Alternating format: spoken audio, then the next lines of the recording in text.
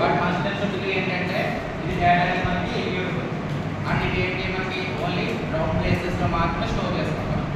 So for example ఈ code చూడండి, మీకు example. So double and variable ఏంటి డిఫరెంట్ టైప్స్ ఆఫ్ డేటా ఇచ్చాం. ఓకే, ఈ 4 డిఫరెంట్ టైప్స్ ఆఫ్ డేటా కూడా మనం ఏం చేస్తాం, ప్రింట్ చేస్తుంటే సో మనకి ఏ type of data find out చేయాలి, మనకి ఏ మెథడ్ యూజ్ చేస్తాం చెప్పుకున్నాం ప్రీవియస్ గా.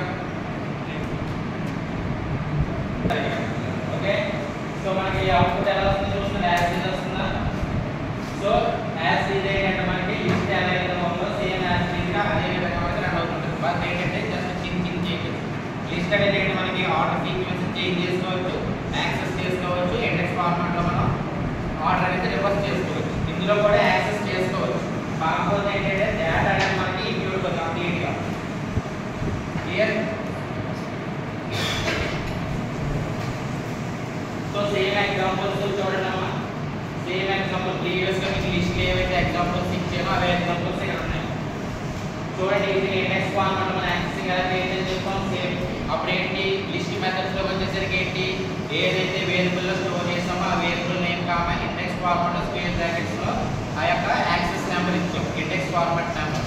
సేమ్ అదే విధంగా ఇక్కడ కూడా టబుల్ జస్ట్ నేమ్స్ మాత్రమే చేంజ్ అయ్యింది, లిస్ట్ బదులు టబుల్ మాత్రం వచ్చింది.